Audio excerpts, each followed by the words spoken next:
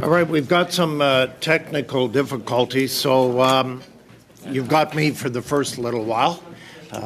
Good morning, everyone. I know we got votes coming up, too, so we got a full day here at the Canadian Heritage as we continue to look at C18. So I'm going to call this meeting to order. Thank you. Welcome to meeting number 59 of the House of Commons Standing Committee on Canadian Heritage. I would like to acknowledge that this meeting taking place in the unceded traditional territory of the Algonquin and Anishinaabe people. Now, pursuant to the order of reference adopted by the House on Tuesday, May 31st of 2022, committee is resuming clause-by-clause consideration of Bill C-18, an act respecting online communications platform that make news content available to persons in Canada. I'd like to make a few comments for the benefits of the witnesses and members. I know you're all familiar with this, but please wait until I recognize you by name before speaking. And for those participating by video conference, as you know, click on the microphone icon to activate your mic, and please mute yourself when you're not speaking. Interpretation, as you know, for those on Zoom, you have a choice, bottom of your screen, of either floor, English, or French. For those in the room, as you know, you got the earpiece and self-desired channels. And a reminder that all comments should be addressed through the chair, if you don't mind, this morning. So in accordance to the routine motion, I am informing the committee that all witnesses here are present except Mr. Ripley. Therefore, we have no connection tests in advance of the meeting were required. And I don't think Mr. Ripley is on Zoom. Is he coming later? He's coming a little later. So I'd like to welcome the witnesses who are present to answer any of our questions about C-18 to the members of the committee. So welcome again, Michael Saba, the Director General, Broadcasting, Copyright and Creative Marketplace. Nice to see you again, Michael. Joël Paris, Acting Director, Marketplace and Legislative Policy. Pierre-Marc Lauzon, Manager, Legislative Parliamentary Issues. And we'll wait for Mr. Ripley when he decides to come. So again, we've got votes here later in the hour. But we are resuming consideration of Clause 27, then, Amendment BQ4, on consideration of Mr. Julian's amendment. Mr. Julian. Merci beaucoup, Monsieur le Président. Thank you very much, Mr. Chair. I'm very pleased to see you sitting as our chair.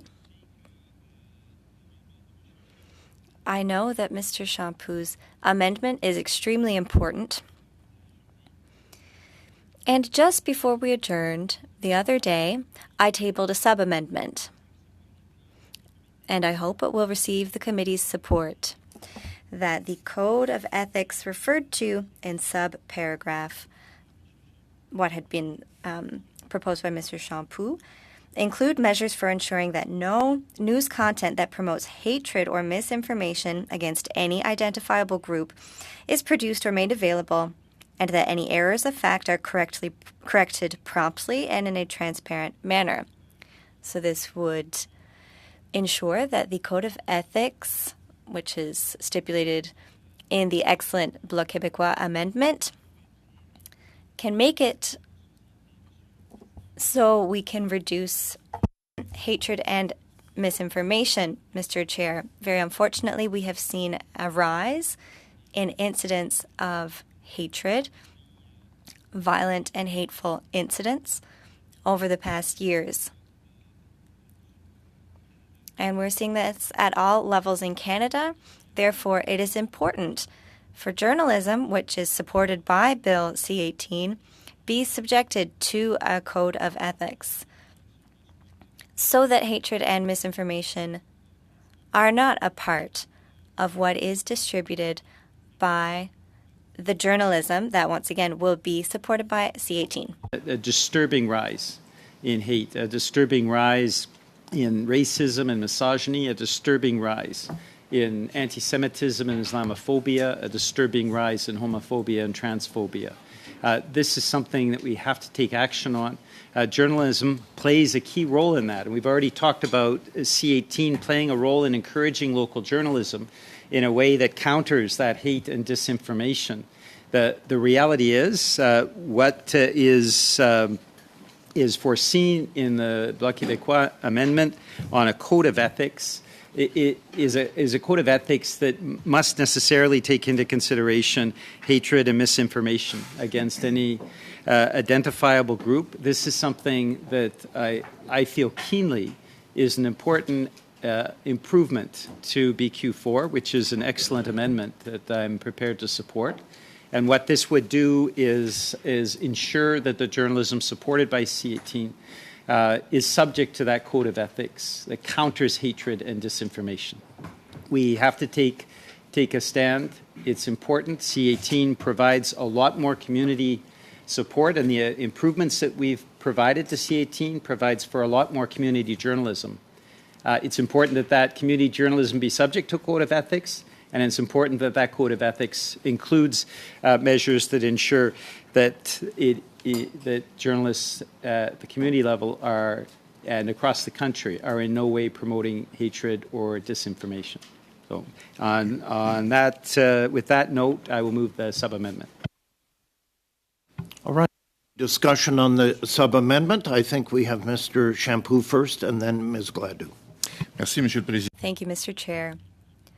I appreciate Mr. Julian's fine comments on Amendment BQ4, and I also appreciate his dedication to ensure that this amendment become more robust. We often say that in trying to make things better, we can actually undermine the good essence of the original effort.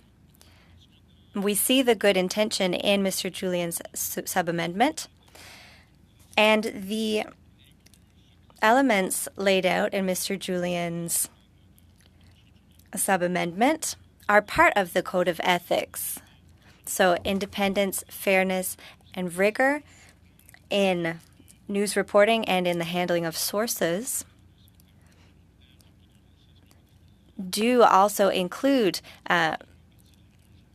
excluding racism and hatred against identifiable groups, and the quick and transparent correction of mistakes and factual errors is what we already call rigor.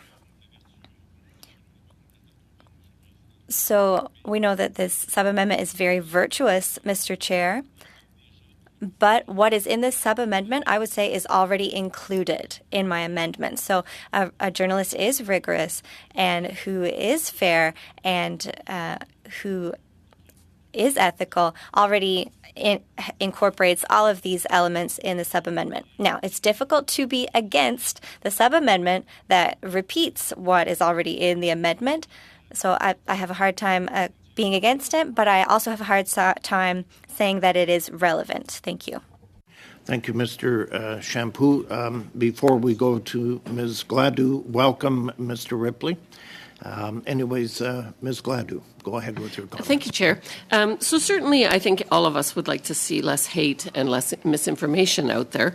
But I do have a concern with the sub-amendment of Mr. Julian because, depending on who is making the judgment about what is hate, there isn't a definition there. What is misinformation? I mean, Mr. Julian loves to hate on the Conservatives. So if it was somebody like himself, he would think that that's okay.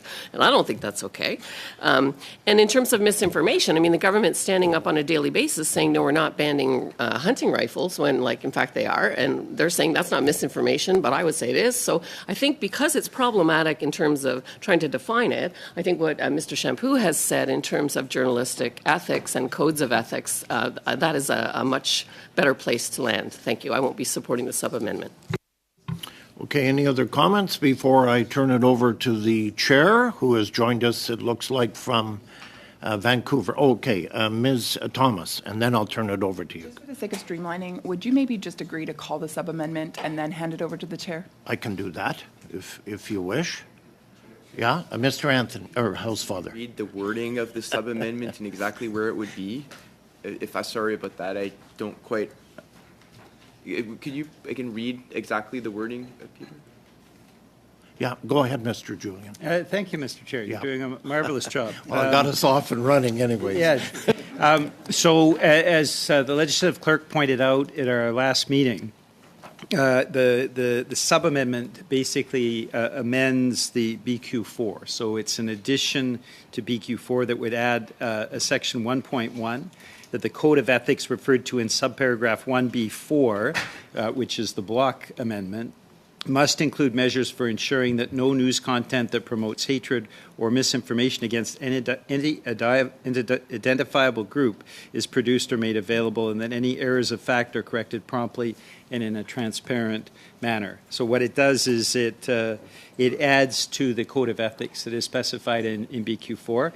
And as I've mentioned, it is important, I think, for our committee to improve the amendment by pushing to ensure that hatred and misinformation is not is considered in the Code of Ethics that is subject to that journalists are subject to. Okay, seeing any other comments on the sub-amendment?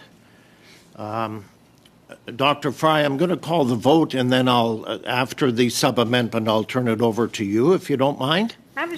Absolutely, that makes a lot of sense, Kevin. Thanks. Okay, so I'll call the vote on the sub-amendment by Mr. Julian. Clerk?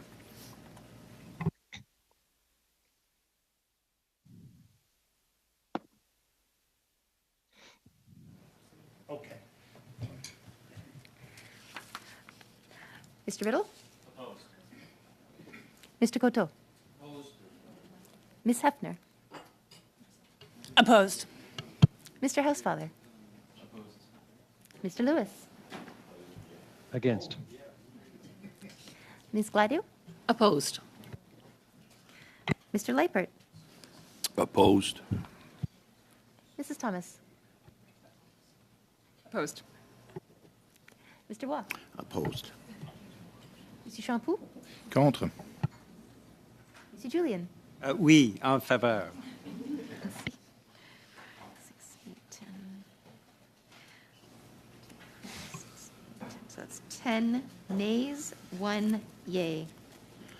The sub-amendment is defeated, and Dr. Fry, I will turn the chair over to you where you are on BQ4. Mr. Waugh, if you don't mind, why don't you finish BQ4 completely? Have you called the vote on the motion itself after defeating the sub-amendment, the unamended motion by Mr. If you go ahead and do that, that'll be fine. Then I'll take over. Mrs. Thomas. Mrs. Thomas. Sorry. Thank you, Chair. I just have a quick question to the officials with regards to BQ4, and that is this term recognized journalistic association. I'm just curious as to who will recognize and how that criteria will be determined. Chair, if I may, thank you. Thank you, MP Thomas. So I think it would begin from the recognition that the journalism sector is self-governed, and so there are a number of different organizations in Canada. There is no one organization that represents all journalists, and so my reading of the amendment as tabled would really be the CRTC assessing which organizations are accepted and understood to act on behalf of journalists. And so it's really would be, journalists identifying that these are the organizations through which they've chosen to self-organize themselves. So if the CRTC is going to recognize or not recognize a journalistic association, what would the criteria that the CRTC would use for that determination? So I certainly don't want to speak for you, MP Champoux, but as what your motivation as the mover of this is, based on the drafting, I think it would be the CRTC looking to journalists themselves and assessing, whether a particular organization is seen to have the confidence of the journalists on whom they speak. So, for example, you have the News Press Council in English Canada. You have a couple of organizations in French Canada, and so this is very much an industry and a sector that is self-organized in that respect. So, that based on the motion as drafted, that would be my understanding of it. Okay. Before you continue, Mrs. Thomas, as you can see, the bells are ringing. Would you like to suspend or adjourn or continue? Mr. Chair, I'd Yeah. like to propose that we vote remotely and continue through. This is important work on clause by clause, Okay. if that's acceptable to all parties. Is that acceptable that we stay here? Maybe take a 5-minute break when we have to do it virtually and then continue? Okay. Good. Okay, Mrs. Thomas, continue.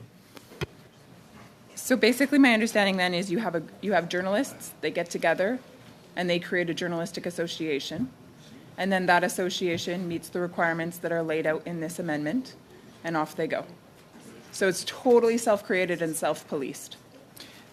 So right now, the journalism sector is self-regulatory in the sense that these organizations are independent and self-regulated, and the government's position would not be to interfere in that, but rather to respect the ways that journalists choose to organize themselves.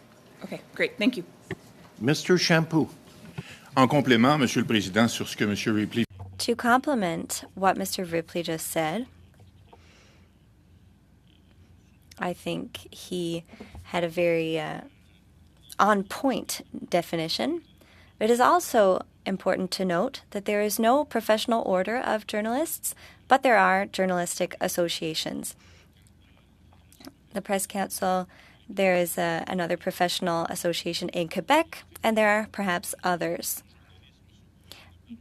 But yes, journalism governs itself and respects the principles that are mentioned in BQ4. And any journalistic code would include all of these principles. I don't think it is too much to ask of anyone practicing journalism to be recognized by an association, especially when we're talking about such important principles. Thank you. Thank you. Any other questions with BQ4? Seeing none, then I'd like to call the vote. Should BQ4 pass? No? No? Okay. Clerk. Thank you. BQ4, Mr. Biddle. In favor. Mr. Coteau. In favor. Ms. Hefner. En faveur. Mr. Housefather. En faveur. Mr. Lewis. In favor. Ms. Gladue. Mr. Leipert. Opposed. Mrs. Thomas. Opposed. Mr. Waugh. Opposed? Monsieur Shampoo. En faveur, bien sûr. Mr. Julian. Oui, en faveur, pour. 7 yeas, 4 nays. BQ4 passes. And thank you, Dr. Fry. As you know, the vote has been called, and I think everyone would like to stay here. And maybe we need 5 minutes just before the vote, as the vote is called, to do it on our phones. But other than that, we'll all be in the room here. So the chair is yours now. Thank you very much, Kevin, and thank you for filling in. For whatever reason, my computer didn't seem to want to respond this morning, but it's all good now. Thanks very much. So that, having said that, I think we know that we have about 24 minutes roughly of bells so that we can continue on, and I'm going to move to NDP 18. So, Mr. Julian, did you want to speak to that? Always, Madam Chair. It's a pleasure, though I will be brief. This amendment ensures that, and we've spoken to this issue, and I think the committee a number of times has intervened to improve C18 through these amendments. We have intervened to provide supports for Indigenous news outlets. This is another amendment in that sense. It would ensure that Indigenous news outlets are eligible for the purposes of being designated as a news business under the Act if they operate in Canada and produce news content of general interest. News content would include the requirement that the content report on, investigate, or explain current issues or events of public interest. This language includes greater specificity in relation to the coverage of rights of self-government and treaty rights, which are particularly relevant, as you know, Madam Chair, to Indigenous communities. And this language mirrors the language regarding the coverage of democratic institutions and processes for the purposes of recognizing non-Indigenous news businesses. So what NDP 18 serves to do is to incorporate that amendment in to page 10, saying the following. It operates an Indigenous news outlet in Canada and produces news content that includes matters of general interest, including coverage of matters relating to the rights of Indigenous peoples, including the right of self-government and treaty rights. So I move that amendment. Thank you, Mr. Julian. Anyone wishing to speak? Mrs. Thomas I don't has see any her hand hands in the virtual. Dr. Ms. Fry? Thomas. Oh, my apologies. Sorry, there's no hand up? No, there are no hands up, Dr. Fry. Oh, right, Mr. Housefather has his hand up. Yes, Mr. Housefather. I'm entirely in favor of the way the amendment is drafted. I just have a question about where it's located to Mr. Ripley. Mr. Ripley, I mean, again, I'm hoping that I'm just misreading something. If we add this as a C in that clause, would it mean that you had to qualify by A, B, and C, and that if you didn't meet the requirement of C, you would not be considered? Like, and perhaps that's a stupid question. I just... No, thank you, Mr. Housefather. Chair, if I may, so I think it is a question of the or and the and. So right now, A concludes with or, and then you have A or B. I would defer to the legislative clerk in terms of whether he thinks there's a reading that if the and in B is not modified to be an or, whether then there's a potential reading of you've got to meet both B and the new C.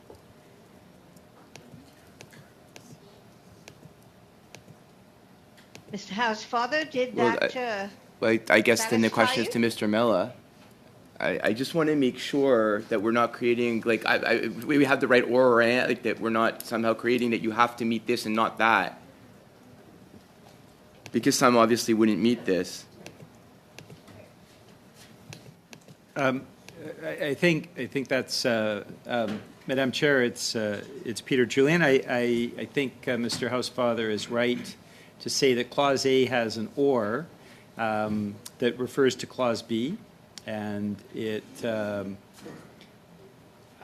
I think it is implicit that or is serving all three clauses, but certainly if the legislative clerk proposes that a second or is needed, I would absolutely be in favor of that.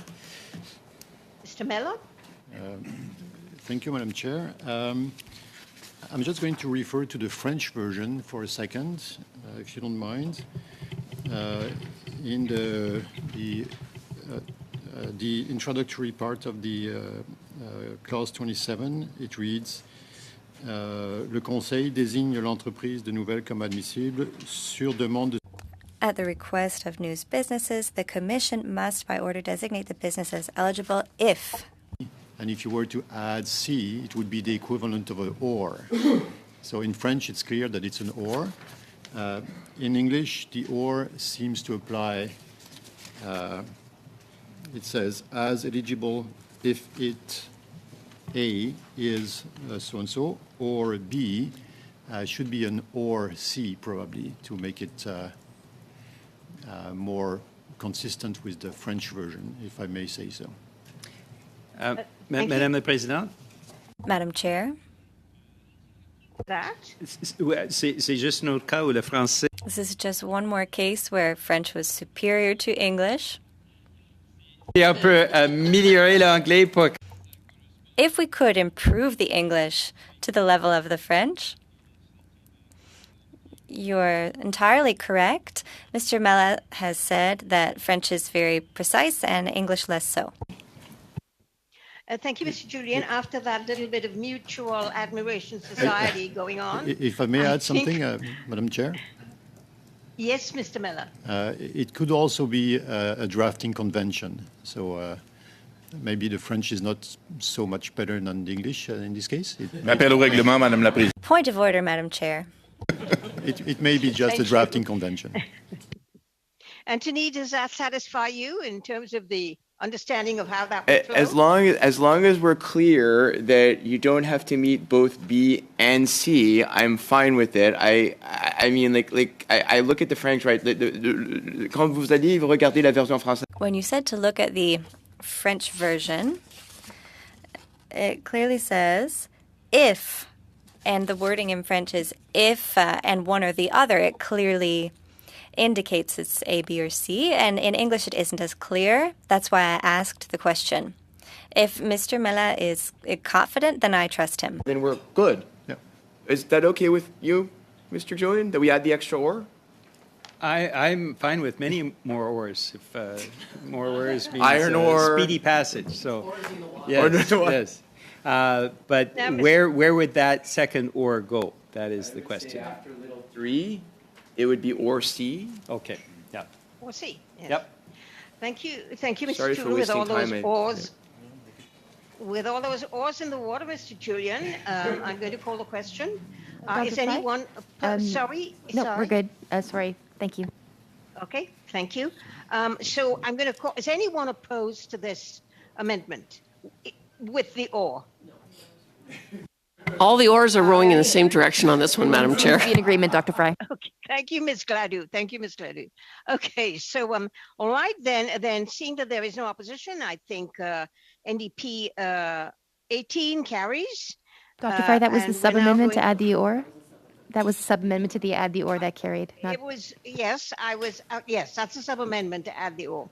Now, with the amended motion, is there any opposition? I see none on the floor, nor no, in Dr. the Fry. virtual. Thank you. So then the amended motion carries unanimously. Thank you. Now we go to NDP 19. And I'm pleased to report, Madam Chair, that I will be withdrawing NDP 19 given the passage of other amendments earlier. Thank you. And as you well know, Mr. Julian, there seems to be an NDP 19 and a question NDP 19-1. Is that also withdrawn? Well, Madam Chair, I moved that as an amendment to BQ4, and it was defeated by a That's very thin margin. So if members of the committee want to reconsider it, we certainly could. Thank you, Mr. Julian. So NDP 19 is withdrawn. Now, shall clause 27 carry? Madam Chair? Madam Chair, point of order. Madam I Chair. believe there's one more Yes. amendment in this clause. The two, yeah. I don't Madam know if. Madam Chair? Yes, Mr. Miller. Yeah, I sent don't- you, my apologies for that. I sent you an email just earlier before the committee started that Mr. Housefather's amendment is not in your notes, but it's coming exactly at this point of time. All right. I'm afraid I'm going to have to go in to my, because I didn't receive it. I was busy trying to get in to the meeting, so I didn't receive it. Thank you. I wonder if Mr. So Mr. Housefather has. Is it a new amendment then? Madam What Chair, would it be called? Madam Chair, it was the amendment that was sent during last meeting. It was circulated by the clerk okay. last meeting. Yes. Okay. Would you like to read it again, Mr. Housefather? Sure, if you feel that I need to read it into the record, that Bill C-18 in Clause 27 be amended by adding after line 20 on page 10 the following. 3.1, despite subsection 1, a news business might not be designated as eligible if A, the news business is the subject of sanctions under the United Nations Act, the Special Economic Measures Act, or the Justice for Victims of Corrupt Foreign Officials Act, Sergei Magnitsky Law, or is owned or controlled by an individual or entity that is the subject of such sanctions, or B, the news business has its headquarters in a foreign state as defined in Section 2 of the Special Economic Measures Act that is the subject of measures under an act referred to in paragraph A. And then a 3.2 would be after that. If a news business described in paragraph 3.1A or B was previously designated as eligible, the Commission must, by order, revoke the order designating the business as eligible. And, Madam Chair, if I could just explain it, I think the Conservative previous amendment had some very good ideas, but I just didn't agree with the whole motion because I do believe that if you have an American owner of a small Canadian newspaper with 4 journalists and they're covering local Canadian news, I don't see why it would be excluded, or even if the Wall Street Journal has a Canadian bureau, why they would be excluded for the purposes of the cost of the Canadian bureau. But we don't want Iranian or Russian or Chinese. So that, to me, if there's a country that is sanctioned or if there are people that are sanctioned, then I think they should not be eligible. And I tried to draft it that way using existing federal legislation that specifies people, countries, actors, and organizations. And so I'm happy to entertain amendments if people can improve it, but that's sort of how I was looking at it, to get rid of the bad actors but not get rid of potentially eligible, fairly eligible news businesses. Thank you. Thank you, Anthony. I would like to just let the committee know that we have, 12 minutes left, and would you like to suspend now to vote? Well, we can't vote. The bells are still going. Sorry. So let's continue. Sorry. Sorry about that. Mr. Julian has his hand up. Yes, Peter? Thank you very much, Madam Chair, and I thank Mr. Housefather for his always valuable work. I do have a question for the officials, and that is, I certainly understand the intent of the amendment and support the intent. I'm wondering to what extent this may have unintended consequences. And I'll give you the specific example of occupied Ukraine. Now, we have entities that are sanctioned by Canada in areas of Ukraine that are currently occupied by the Russian invasion. So I'm wondering to what extent it is possible that Ukrainian media might be caught in an unintended way by this. My second question is around non-state media. That if sanctions are applied to a state, in Clause B, it talks about news business having its headquarters in a foreign state. To what extent that may have an impact, and I'm thinking about, for example, in media that is active journalism, but those entities are that they are headquartered in a state that is sanctioned, even though the media is independent. Hong Kong strikes to mind. Of course, Hong Kong, though the independent media has now been suppressed.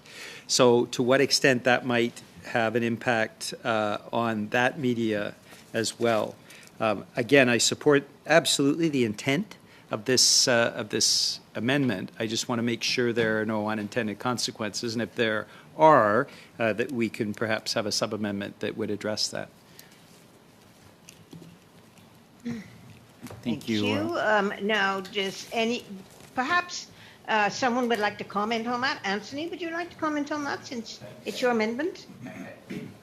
Thank you, Madam Chair. I believe Mr. Ripley was about to comment on it. I think it was a question to him, if that's okay. All right. Mr. Ripley, please comment. It is a complex question. Thank you. Thank you, Chair, and thank you, MP Julian, for the question. So maybe in reverse. So on your second question, the provision as drafted has a degree of flexibility in it. to recognize that there may be non-state entities that could still be sanctioned. So under subparagraph A, for example, you could still have the sanctioning of specific individuals or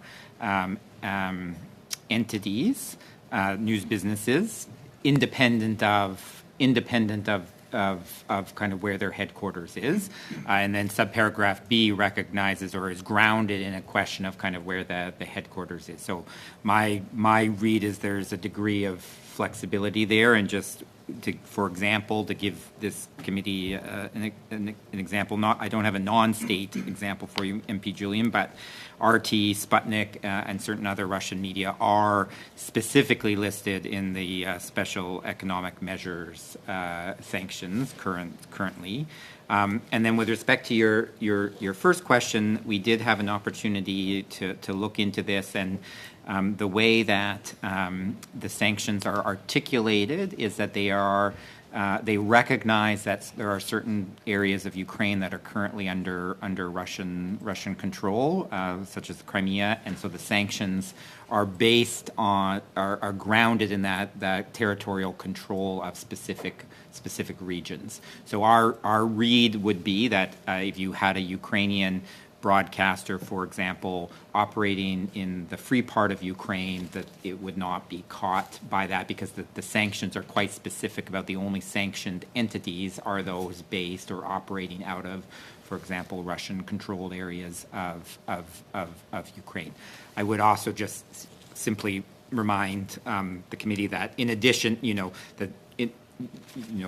would also have to meet the other criteria in Section 27 in order to be eligible in the first place, including operating here in Canada, having two journalists, et cetera, right? So just a reminder that there also has to be that presence here in Canada. Thank you, Mr. Ripley. Now, is there any further discussion on this issue?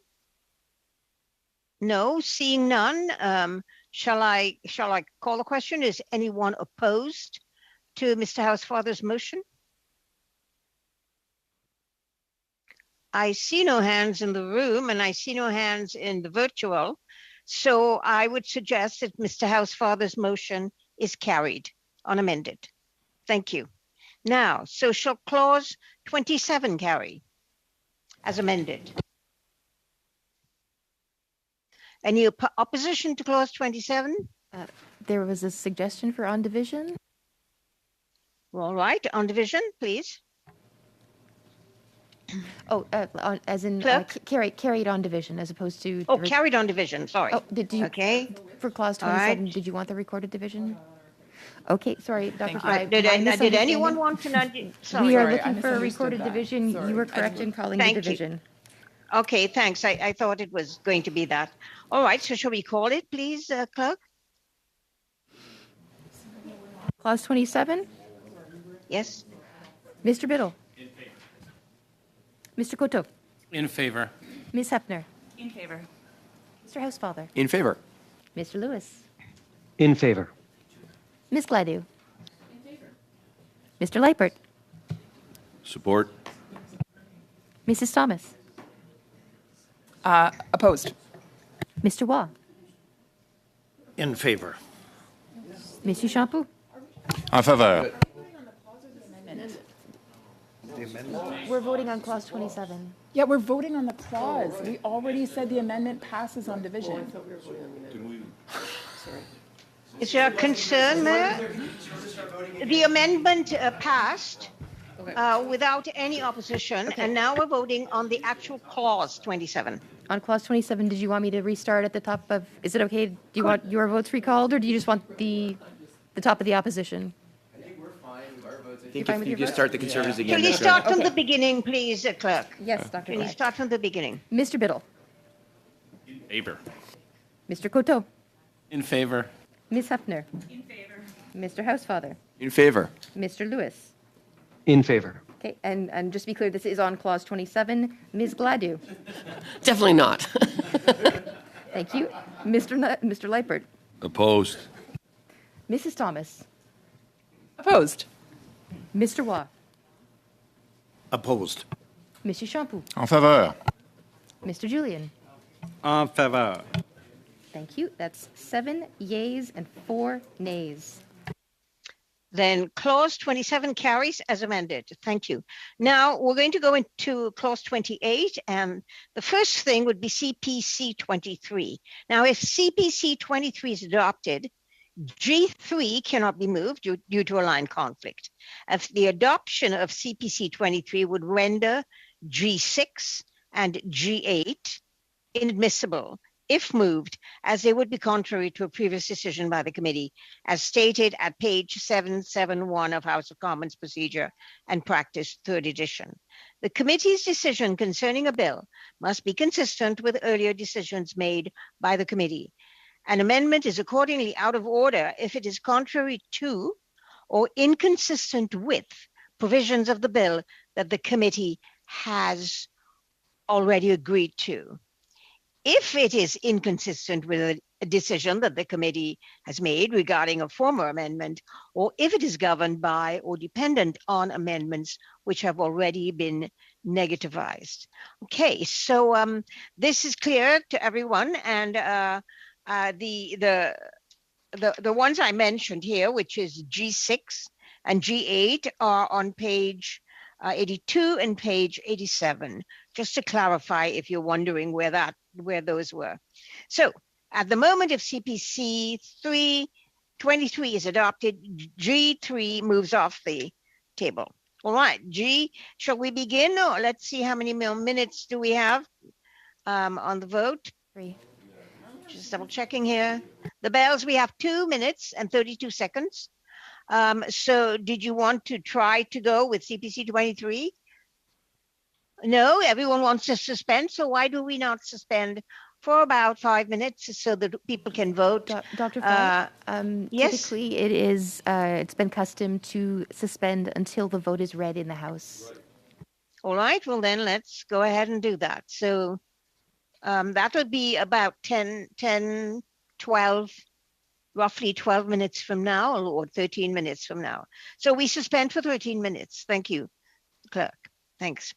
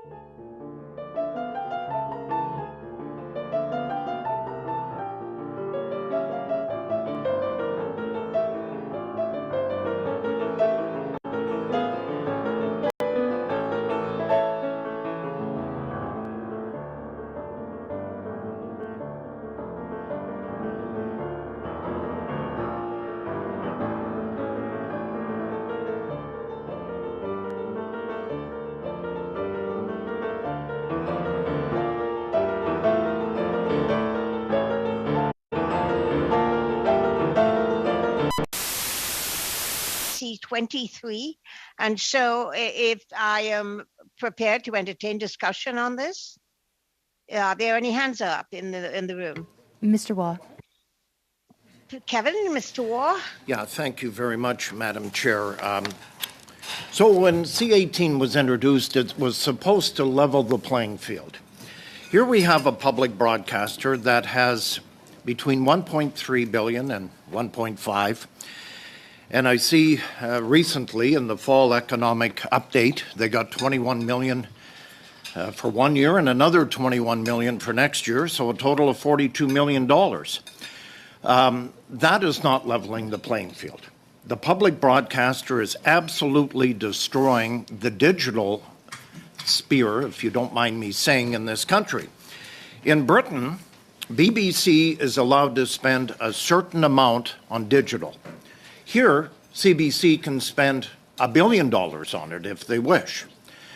And I think this is where, when we look at C-18 and how small and medium newspapers, small, medium, and even large television, radio stations, they really right now today can't compete with CBC on the digital. CBC is killing them. CBC Public is hiring, as you've heard me say many times, the best journalists throughout Canada, throwing them on their webpage, and are doing very well on that.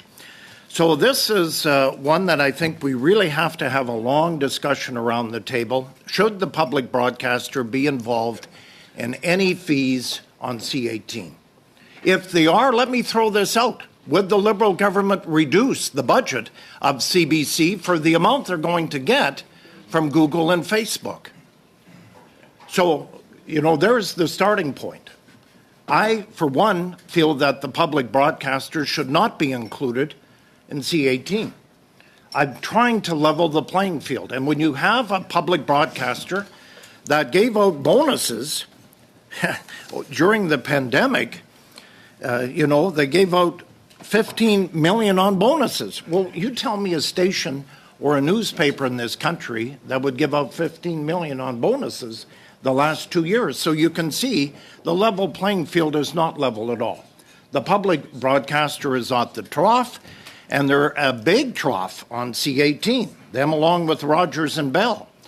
So they're going to gobble up 75 to 80% of the money that, Mr. Ripley, maybe can you confirm those numbers with me, that the CBC, Bell, Rogers, the big media outlets in this country on C-18, out of the, is it 330 million that we suspect Facebook and Google will give this C-18 money, that they, in fact, will gobble up 75% of that.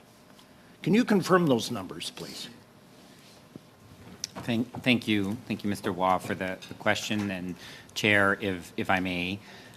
Yes. So, Mr. Waugh, I won't speak to the PBO report, which is the source of the numbers that you cited. That was not a department-led initiative. The internal modeling that we did when we tabled the bill and mentioned in our technical briefings was more around $150 million impact, and that was based, you know, again in terms of how this played out in Australia and making some assumptions about how it might play out here. So with respect to the PBO report, any questions about that particular number would have to be directed towards them. The bill is not prescriptive about you know, the proportion of the contributions that should go to media, different media, Mr. Waugh. You know, one thing the government did, and in part that was a response to what we saw in Australia, was to put down a very strong marker in Section 7 about the importance of independent media, recognizing that we do have a very consolidated sector here in Canada, and so it certainly is not the government's intention that the contributions, the agreements be only made with those big consolidated players. On the contrary, the government's position is, in order to benefit from an exemption, those agreements have to cover independent businesses and the variety of other factors that have been put down at Section 11. So if I can, Madam Chair, just ask Mr. Ripley one other question. So if we did eliminate, through our amendment here on 18, on 23, if we did eliminate the CBC, what would happen? Thank you, Mr. Waugh. So the impact of that would be that CBC, Radio-Canada news content could be shared on dominant social media platforms without incurring the obligation to bargain.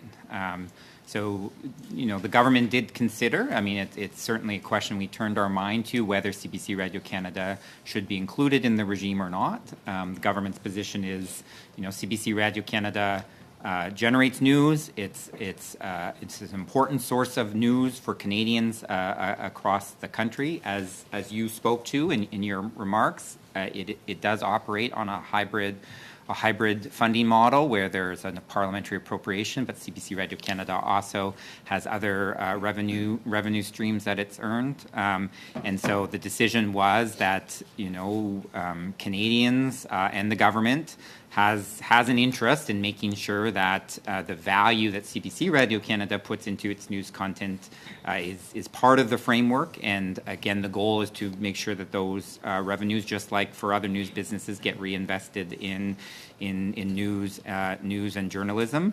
And then, as I alluded to at the beginning, there was concern about the unintended consequences of excluding CBC Radio-Canada, that you would put them on a different footing whereby their content could be essentially used without incurring the bargaining framework, meaning that it could be shared. And so we didn't want to create a situation where you were indirectly incentivizing platforms to preference CBC Radio-Canada content because it was on a different kind of footing than other kind of news content in the sector. Yeah, I would agree with you on CBC Radio-Canada. It's a very good organization in this country. CBC television is, I look at the numbers across the country. They're not as powerful as they once were, but I would imagine that the CTV network is finding that out. So is Global and others in this country too. The numbers that they once had have diminished greatly. But I just go back to the private versus the public, and I worry with this bill, C-18, with CBC involved with unlimited resources now, getting money, extra money from Google and Facebook, what that will do to the medium and even small and large networks, that it's hard enough today for them to compete. And with extra revenue, PBO report considering what they did say, we'll say 150 million. I'll go with your number. That's a big number to CBC and the rest to compete against that monstrosity of a news network that we do have. They do good work, don't get me wrong. CBC does good work, but at the same time, it's taxpayer-fed, as we found out in the fall economic update, where they got $42 million, thank you, from the federal government here for no reason whatsoever. And so that's where I'm coming from. It's going to be very hard for private companies to compete against the public broadcaster going forward if, in fact, the CBC is going to be at the trough, as we expect they will be on C-18. That's all I have to say. Thank you very much, Madam Speaker. Thank you very much. Mr. Shampoo? Merci, Madame la Présidente. Thank you, Madam Chair. I also share some of Mr. Waugh's concerns about CBC's funding. But I think Mr. Ripley said it well. News content generated by public broadcasters is eligible news content. What we want to include in our structure in this bill here are businesses that make news content available to Canadians.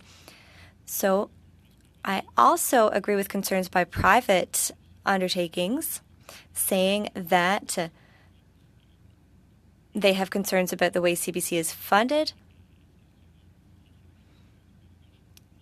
But what concerns me the most is the fact that CBC can add advertising left, right, and center, even though they already have public funding. So I think that soon, and there's something that should be done, but it always gets pushed off, I think we should look into this in depth at some point. But right now, I don't think that under C18, CBC should be excluded. But I would certainly be in favor of the committee beginning a study sometime soon on the treatment of CBC, which is to the detriment of private news businesses. Thank you. Thank you. Mr. Biddle? I'm good. Thank you, Madam Chair. All right. Mr. Julian?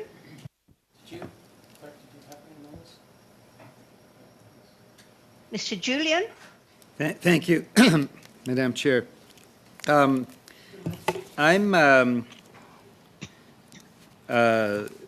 concerned about CPC 23, and I'll explain why I am, Madam Chair, having lived through what was a very difficult decade for public broadcasting. When Mr. Harper was running the government, we saw a marked reduction in funding for journalism at CBC right across the country, and newsrooms closed across the country. In smaller markets where CBC had served faithfully and CBC journalists had served faithfully for many, many years, newsrooms were basically closed. In other cases, in larger markets, there was sort of a skeleton crew that was applied. That had a profound impact on CBC's, as a public broadcaster's, ability to do the excellent work that it does. And so I'm concerned about the idea that we would not have CBC as part of C18 to start with, because fundamentally what that might mean is if the government, the next government in this country is going to do the same thing as the Harper government did, we would see the same massive cuts in funding and in journalism from CBC serving the country, and there wouldn't be C18 and that support from big tech. So our public broadcaster, a broadcaster that is respected across the country and around the world, would be receiving that death of 1,000 cuts in funding for CBC journalism and no access to big tech funding as well. And of course, big tech vacuuming up all of the advertising revenues has an impact on CBC as well as the vast majority of other news businesses across the country. So I'm concerned about C23, and I won't be supporting it on that basis. I think it opens the door for what some conservatives have mused on and the Conservative Party fundraises on, which is to kill CBC, because it's the fair journalism that often puts the Conservatives in opposition, because CBC has that solid, established reputation of journalism, often that provokes a reaction from Conservatives. But I'm also concerned about Section 28 of Clause 28 of the bill, because what it does is provide additional conditions and regulations made by the Governor and Council. What that basically does, Madam Chair, is provide an opportunity for this government or a future government to impose additional conditions on CBC. And I'm not convinced that that would always be used in good faith basis. So I don't believe that we should carry Clause 28. I think we should be looking to remove that clause from the bill I think what that would do is provide for CBC's independence. It's still subject to CRTC regulations, still subject to all the other provisions of the Act, but it eliminates the possibility of a future cabinet saying, hey, we're going to impose a whole range of conditions, and those conditions may be, in a bad faith way, designed to strangle CBC. There is no doubt that the vast majority of Canadians support the CBC. No doubt that the vast majority of Canadians respect the high standards of journalism that is set by CBC. And I think we have a duty as a committee to ensure that CBC has the ability to access the funding that big tech has been hoovering out of this country for years, in the same way that all other journalists have the ability. But we also have to remove the potential for a future cabinet to say, hey, we're just going to provide that death of 1,000 cuts to CBC, so that our national public broadcaster is no longer on a sound footing. And we saw over a number of years how quickly journalism can be gutted in CBC when a government, like the Harper government, cuts funding. Alors, c'est important aussi. It's also important for us to discuss Francophone journalists across the country. In BC, there are Radio-Canada programs that are published by excellent journalists. And it is important for us to have this bilingualism in journalism across the country. The reality is that if Radio-Canada was cut out of this potential funding,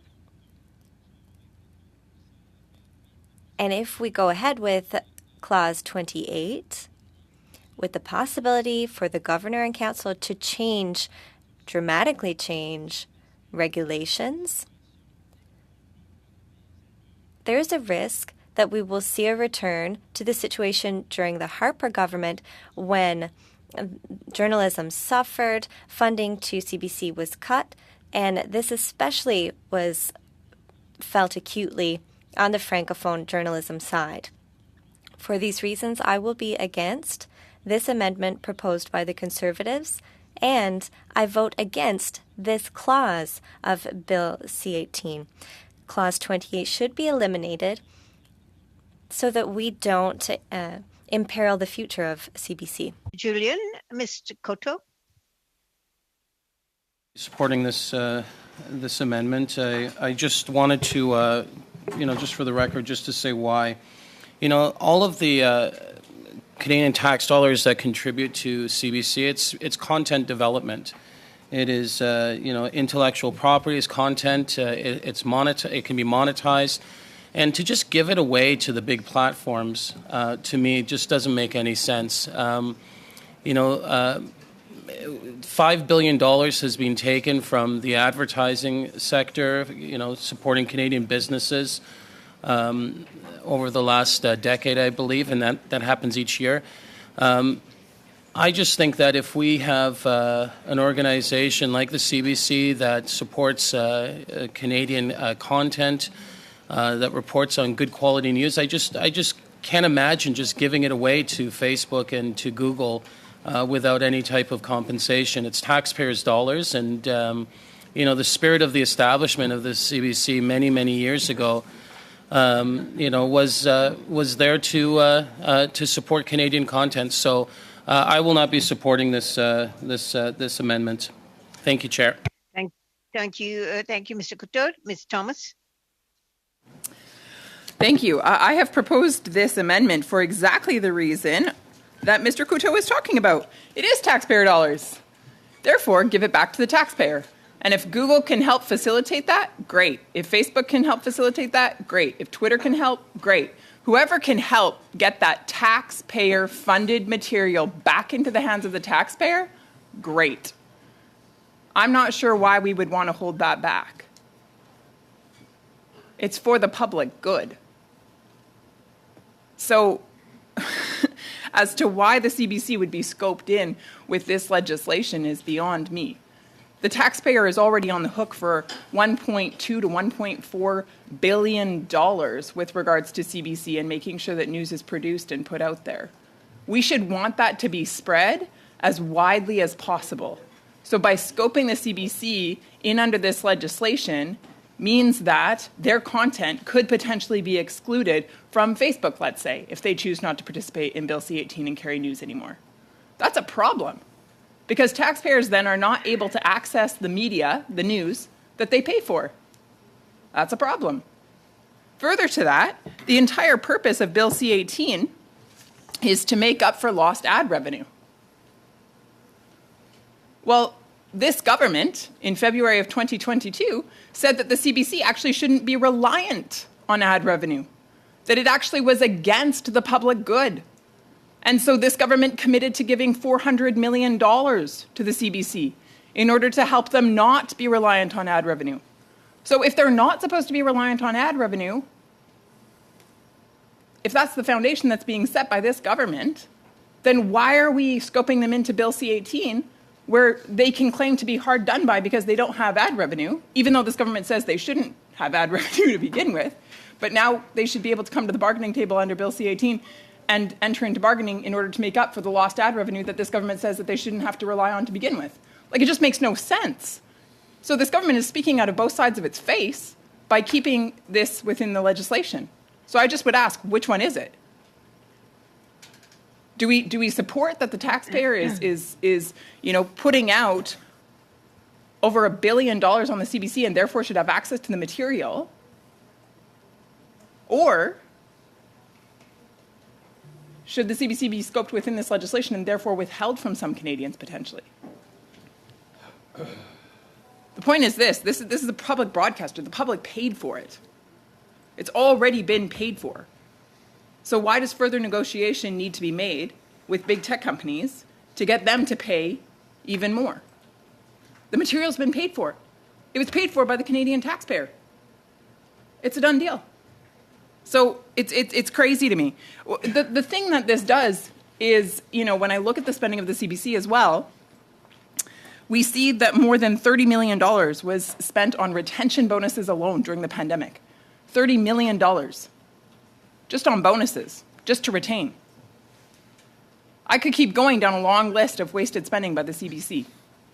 And this is the organization that we think should have the ability to continue to enter into negotiations and take 75 to 80% when combined with Bell and Rogers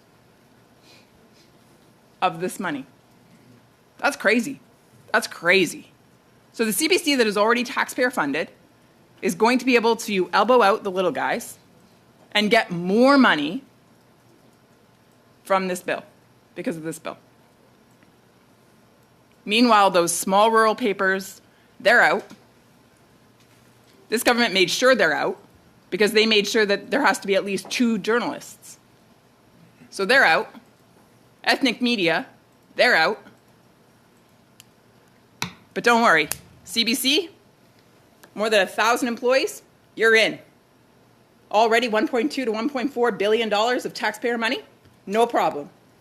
We'll keep you. That's shameful. That's shameful. And it's incredibly disingenuous, especially when the minister brought out this bill saying that it was supposed to help out newspapers and keep them in business, especially when it uses words like sustainability. It's crazy. It's crazy. The little guys are getting killed by this bill. Shameful.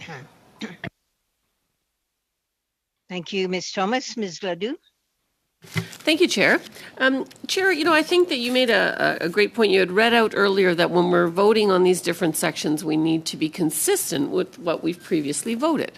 And as I said the other day, the only clause I actually voted for was the purpose of the bill, which is Clause 4. The purpose of the Act is to regulate digital news intermediaries with a view to enhancing fairness in the Canadian digital news marketplace, enhancing fairness, and contributing to the sustainability, including the sustainability of independent local news businesses. This bill is supposed to be helping small local medias stay alive because they've been dying by the droves. And so when we hear that according to the parliamentary budget officer, between CBC, who, I mean, honestly, with what they're getting of late, they're almost getting $2 billion of funding. But in addition, they're going to take out of the $350 million-ish that this bill fund we think will be, and they're going to come out with a lion's share of that, those big ones. That's not going to achieve the purpose of the bill, right? The little guys are going to get hardly anything.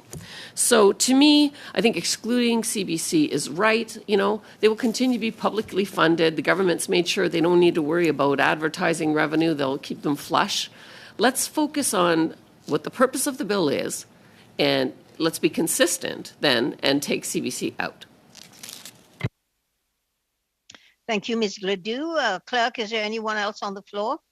Yes, Dr. With a hand up? I have Mrs. Thomas and Mr. Julian. Mrs. Thomas? Thank you.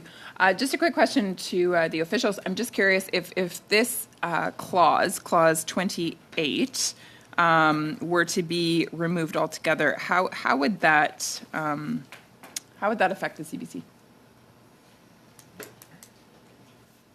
Thank you, MP Thomas. Mr. Ripley? Through the chair, thank you, Chair. So Section 28, right now speaks to subjecting public broadcasters potentially to conditions specified through regulations. So the removal of Clause 28, as MP Julian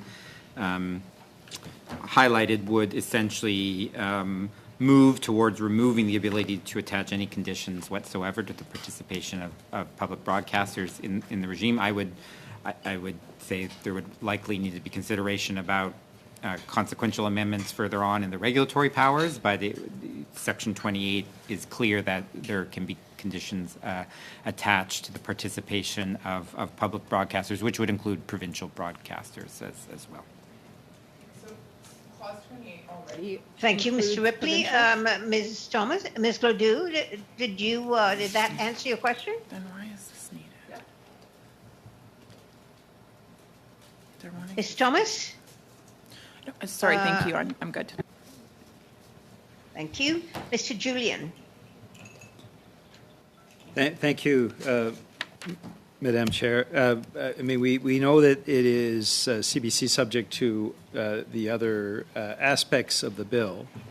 The issue of whether or not we want to give the Cabinet a future control over CBC, I think is a very valid one. And as I mentioned before, that's why I will be voting against the passage of Clause 28, though the next amendment coming up does help to address my concerns. So, and the concerns felt by many people who saw how under 10 years of Conservatives, how CBC was gutted, absolutely gutted. Now, we've gone through and approved this bill substantially. We saw an NDP amendment that would give a two-person part-time operation the ability to actually access C18.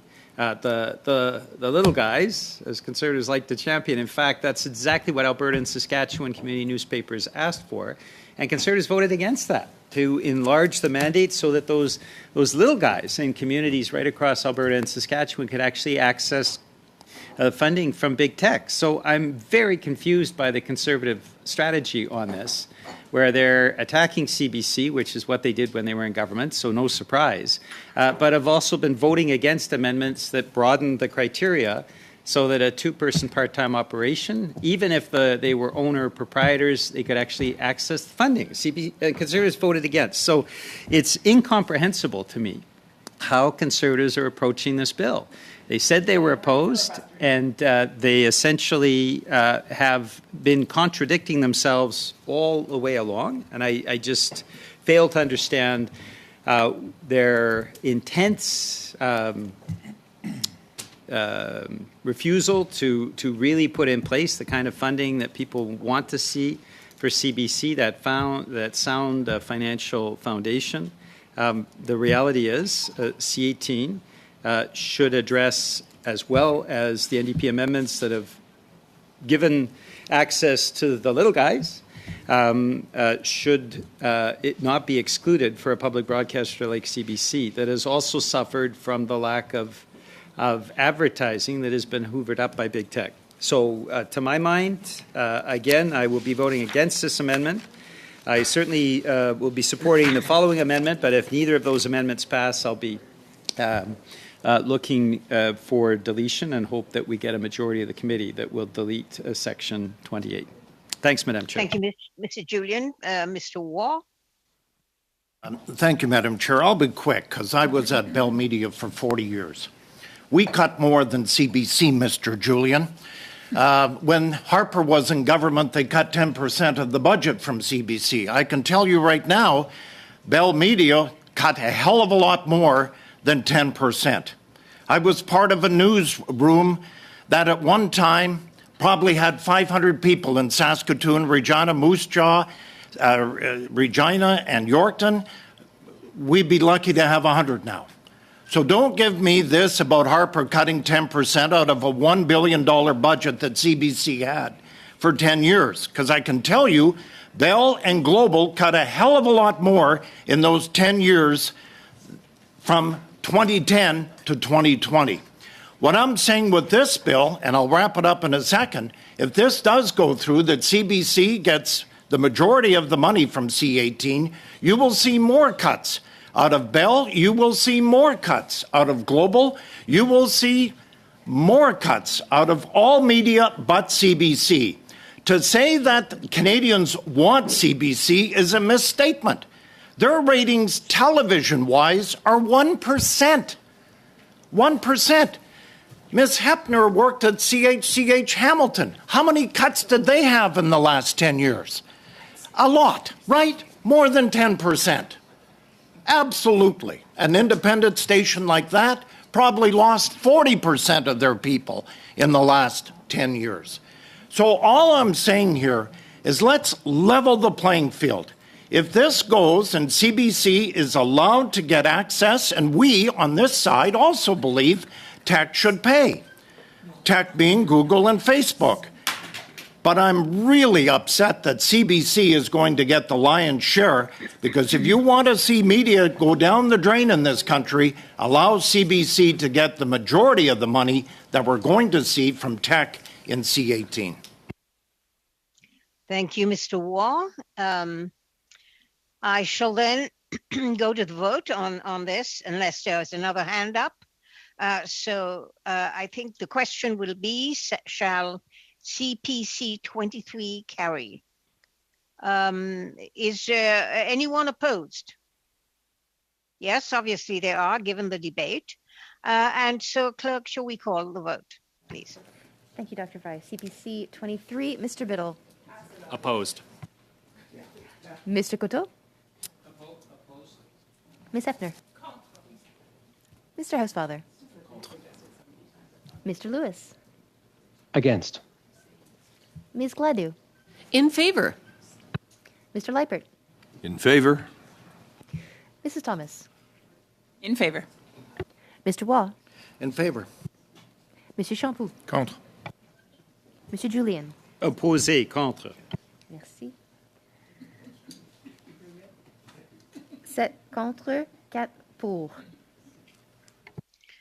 Thank you. I think that CPC 23 does not carry. So shall G3 carry? Sorry, now we go to G3. Mr. Biddle. Madam Chair. I won't get into it too much. We had a lengthy debate on the last one. I really just want to clarify, we didn't bring it up. The Australian public broadcaster was included in the Australian model, and I think all the parties here ran on the Australian model. This amendment clarifies the eligibility of CBC and provincial public broadcasters. This is purely to clarify the eligibility and remove any further requirements the Governing Council may have on the eligibility of the CBC, which addresses some of the concerns brought up by Mr. Julian in one of his previous interventions. Thank you, Madam Chair. This also means that CBC isn't subject to Any other discussion on this? Yes, I see Yes, Clerk? Mr. Waugh, Mrs. Thomas, Mr. Julian. Mr. Waugh, sorry. Yep, thank you, Madam Chair. To the officials, provincial broadcasters, I guess TVO would be considered one. Thank you. Thank you, Mr. Waugh. So there would be Tele-Quebec, TVO, Knowledge Network. So you have and yes, TFO as well. So you have a handful across 3 provinces. Why would the federal government want to protect provincial broadcasters? I'll give you an example. In our province of Saskatchewan, we sold Saskatchewan Television Network.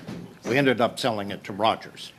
So is there any reason why in this bill we're protecting provincial broadcasters in a federal bill? Thank you, Mr. Waugh, for the question through the chair. So the starting point for the government is that public broadcasters should be included, as we just discussed in the previous debate. Though we wanted to recognize that, provincial broadcasters are a matter of provincial jurisdiction, and that's why the mechanism at Section 28 and in further on in the bill provides a mechanism whereby a provincial minister can actually write to the minister, the federal minister, and request that there be certain conditions put on the provincial broadcasters if they wanted to, and that was simply to respect provincial jurisdiction and the fact that these are creatures of the provinces. So we wanted to make sure there was some mechanism that at the end of the day the provincial will could be respected in the framework. Last question. Could provinces, and we're seeing this in certain jurisdictions, namely Alberta, Saskatchewan, could they then buy a radio station or a TV station, turn it into a public broadcaster, and be eligible for this? I say that because you look at my province, Saskatchewan First Act, you look at Alberta, what's going on there. This would be a loophole, I would say, for those 2 provinces now to simply buy some TV stations or buy media outlets and have their own conglomerate. Could that happen under C-18? Thank you, MP Waugh. So the concept of public broadcaster recognizes that both in Canada, both at the federal level and in some provinces, there has been intentional policy decisions to create broadcasters with a public media mandate, a public interest mandate. The position of the government is that they should be included to the extent that they are distributing news content, and certainly, we've had the opportunity to speak to the provinces implicated. In some of their instances, those public broadcasters that I mentioned aren't really in the business of news, but to the extent that they are in the business of news, to the extent that they meet the eligibility criteria at Section 27, because you still have to meet the eligibility criteria at Section 27, they could be eligible. So they're already broadcasting legislative business on channels throughout the country. Are they eligible?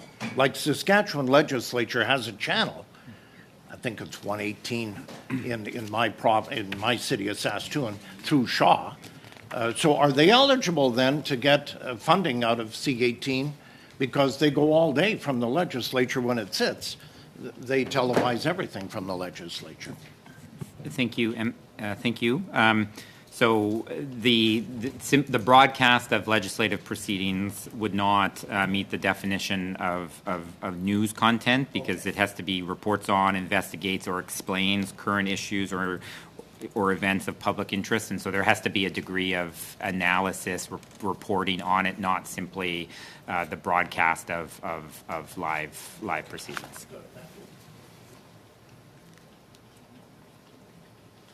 Thank you, Mr. Waugh. Ms. Thomas? Thank you. Just for further clarity to the officials, just a quick question, and that is this. I'm just curious as to the logic of only subjecting provincial public broadcasters to any additional requirements that would be set out for eligibility, but excluding the federal broadcasters, CBC, from the same requirement. in my mind, both are public broadcasters, and it seems then that both should be subject to the same terms within this legislation. So I realize that you've commented on this to some extent, but for greater clarity, can you please just make that distinction as to why only provincial broadcasters would be targeted and not federal? Mm-hmm. Thank you for the question. So what I would say is I might actually redirect your question to the parliamentary secretary, should he wish to speak to some of the amendments that are further on. It's not really my place to speak to that, but the exclusion of CBC Radio Canada here, I believe what's being put on the table is a more clear understanding of if they participate in the regime, what condition they would be subject to participating in the regime, but it's not really my place to speak to that amendment at this point. Mr. Ripley, I will allow Mr. Biddle to respond to that question.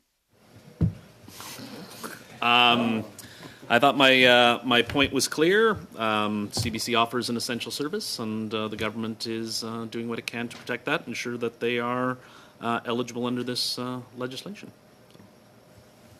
Mr. Julian? Thank you, Madam Chair. I have a question for the officials. I support this amendment, designation of a provincial public broadcaster. That Cabinet does have some ability to parse through the provincial broadcasters, particularly in light of what we've seen coming out of Alberta with the UCP government using taxpayers' funding to put out a pseudo perversion of journalism where they put things out to attack folks who've been raising environmental concerns about UCP policy, been doing all kinds of attack jobs using public funds. This is the important thing, Madam Chair. This is public funds that the UCP is using against its own citizens. And so it's a public broadcaster, if you like. We saw the Doug Ford government in Ontario, again, using public funds to go after the citizens of Ontario. So my question to the officials is quite simply, in a case where UCP public broadcaster tries to come in, I mean, obviously, if they're willing to use taxpayers' funds to fund this trash that they put out, Point of order, Madam Chair. Yes, yes, Ms. Gladue. I have certainly commented before on Peter Julian's continual hate on the Conservatives, but now he's starting to malign people. I think that's inappropriate at this committee. I think that Mr. Julian's point is with regard to what we're dealing with right now, which is G3. He's asking a pertinent question. Will Mr. Ripley answer it, please? Thank you, Madam Chair. So that is my concern. If you have a provincial public broadcaster that is acting inappropriately, not respecting the journalistic standards that we are setting throughout C18, if this amendment isn't passed, would there be any ability for the Governor and Council to take action if those standards are not adhered to? So doesn't this amendment offer an additional level of protection to ensure that what I consider to be a perversion, I'll withdraw the word trash, I'll say it's more a perversion of journalism that the UCP is doing, that kind of, there's some regulatory oversight through Cabinet to ensure additional reasons to ensure that they don't have access to the funding from C18. Mr. Ripley? Thank you, MP Julian. So the starting point is public broadcasters would still have to meet the other eligibility, would have to meet the eligibility criteria set out at Section 27, and further to the amendments that this committee has now made to the bill that would include either belonging to a journalistic association with journalistic practices, a code of journalistic practices, or having one in place, and so that would now be a criteria that would have to be respected. The specific mechanism at Section 28, though, is primarily a mechanism to make sure that there's a way that the federal government can respect provincial wishes, and recognizing that it is not the prerogative of the federal government to impose its will on provincial broadcasters, which again are a creature of the provinces. And so Section 28 has to be read in relation to Section 84, subparagraph F, which says that the Governor and Council can set out conditions on provincial public broadcasters for the purposes of Section 28 if the provincial minister responsible for that broadcaster has made a request to the minister. And so, again, it's really about respecting provincial wishes, but to the substance of your question, public broadcasters would still have to meet the other eligibility criteria at Section 27. Thank you, Mr. Ripley. And I will move on to Mr. Housefather. Thank you very much, Madam Chair. I just had a couple of questions because I just want to clarify. I do support funding a public broadcaster. I also believe that this will mean that taxpayers in the end will have to pay less because the public broadcaster will be covered and be able to earn revenues under the bill.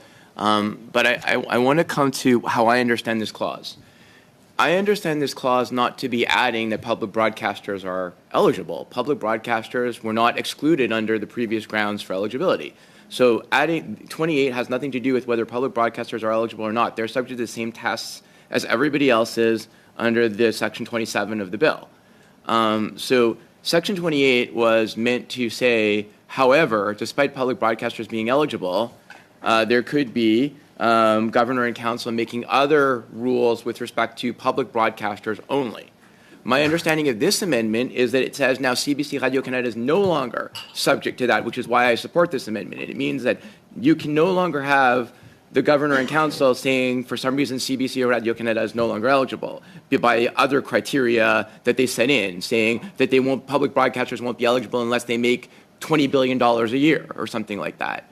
But it does say that provincial public broadcasters could be subject to order in council. Am I understanding this correctly? Mr. Biddle. Mr. Biddle. Thank you, Chair. I think Mr. Housefather meant his question for me. So through All right, you, well, Mr. Ripley, then please answer. he was looking at me, Chair. So strong eye contact. You are accurate, Mr. Housefather, in your description of what's taking place. Thank you very much, Mr. Ripley. Now I'm going to call a question on whether shall G3 carry. Is there anyone opposed to G3 in the room?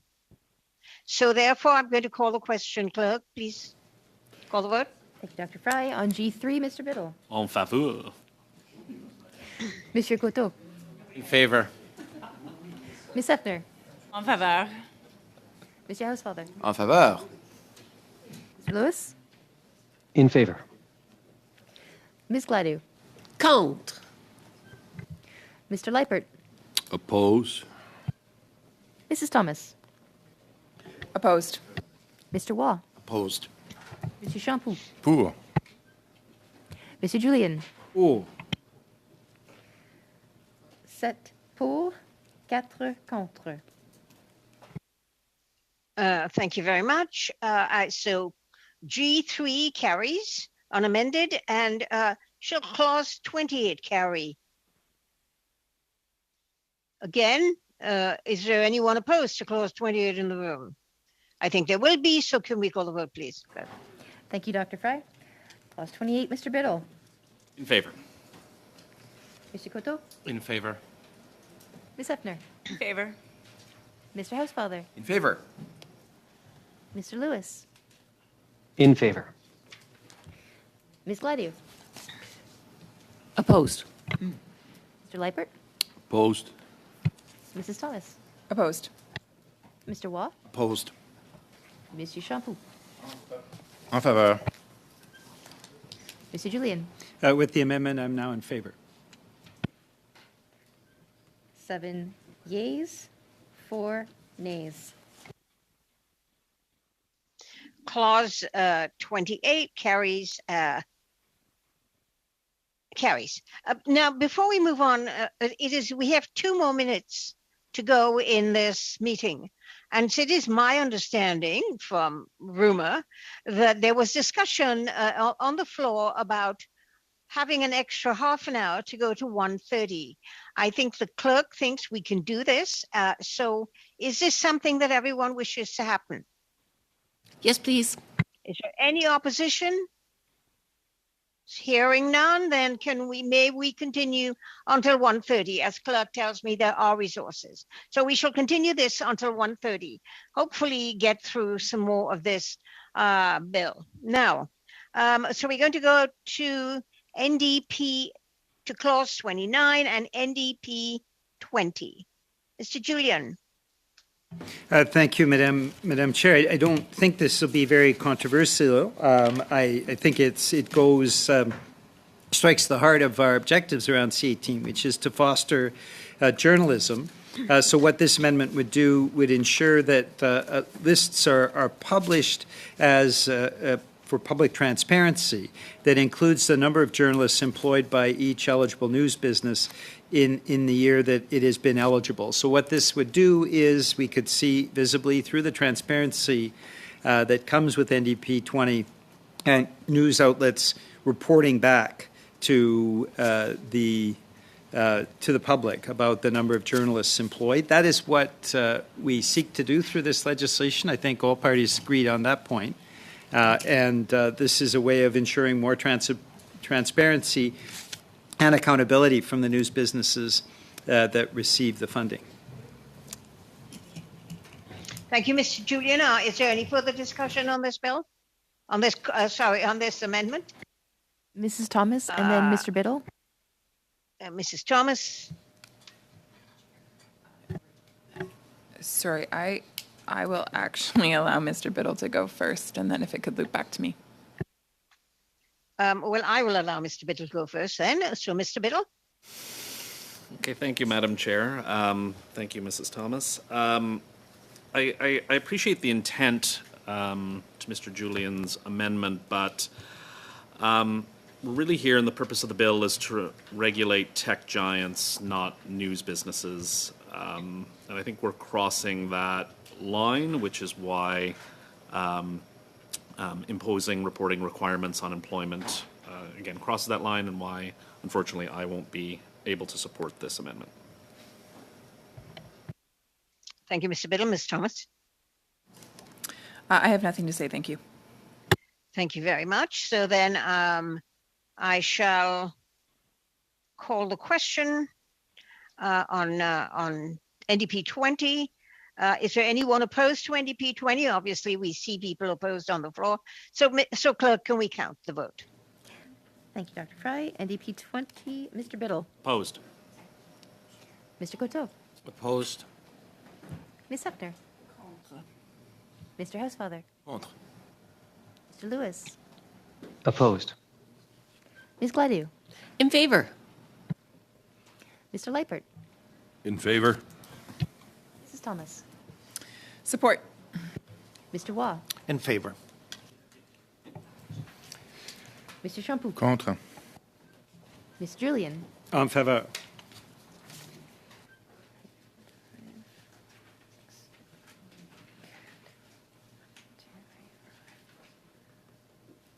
Six nays, 5 yeas.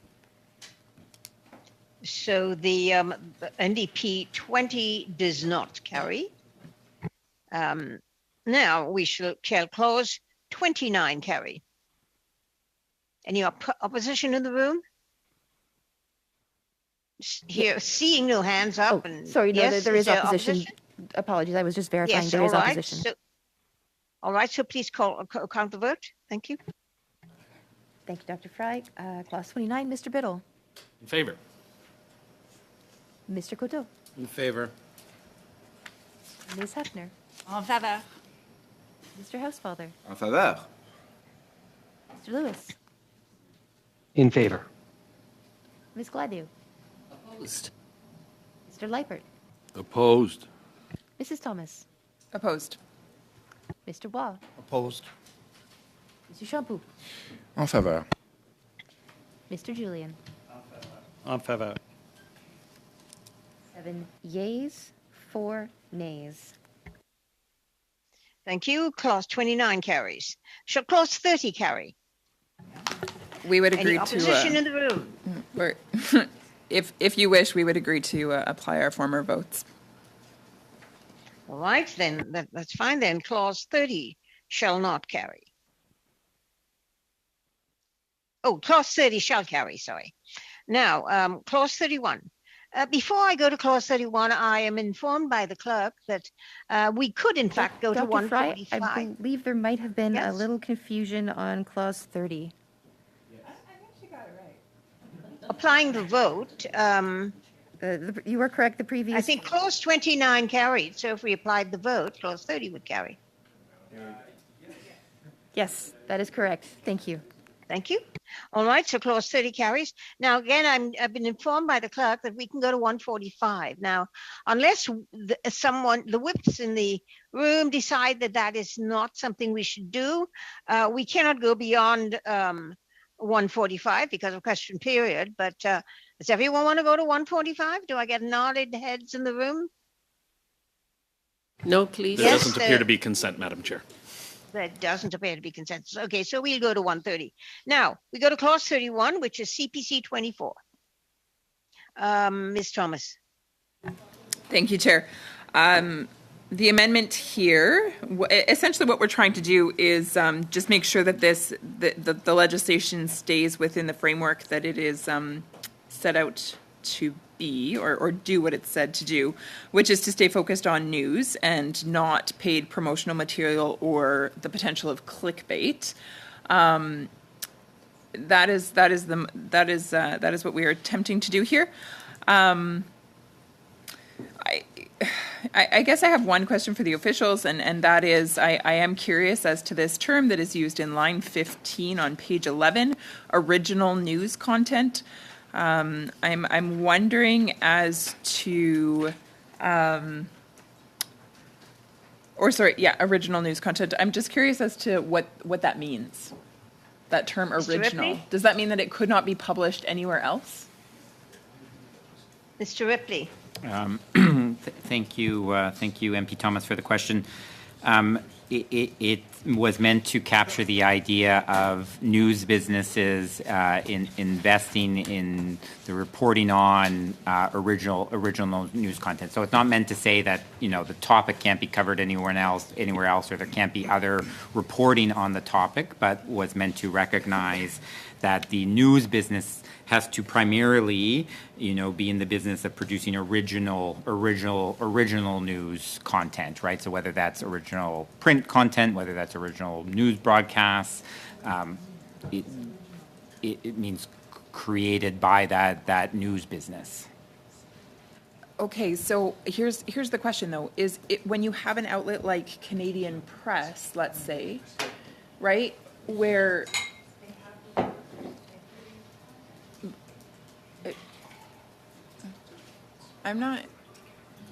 sorry, I'm just asking the official, I think, an important question.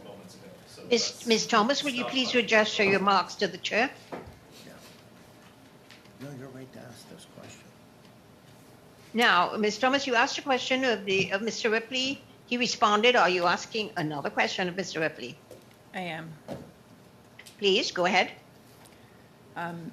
Mr. Ripley, what I'm asking is if there's a source where journalists are putting stories and then they're able to be pulled from that and put onto different news outlets, is that still considered original news content?